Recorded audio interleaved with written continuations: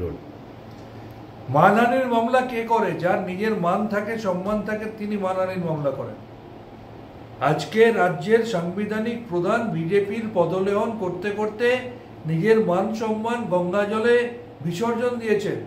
এবং শুধু তাই না, যার নিজের দপ্তরের কর্মরতা মহিলা তার বিরুদ্ধে দুবার যৌন নির্যাতনের অভিযোগ করে হেয়ার স্ট্রিট থানায় কমপ্লেন দাখিল করেছে, যার বিরুদ্ধে ওড়িশার নৃত্যশিল্পী দিল্লির হোটেলে ধর্ষণের অভিযোগ করেন, তার আবার নাকি মান সম্মান, তিনি মানহানির মামলা কার বিরুদ্ধে করছেন?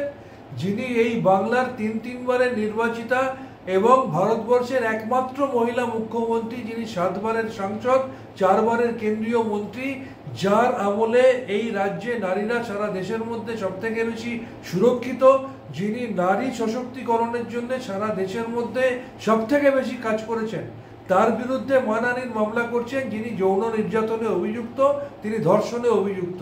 এর থেকে লজ্জার আর কিছু হতে পারে না।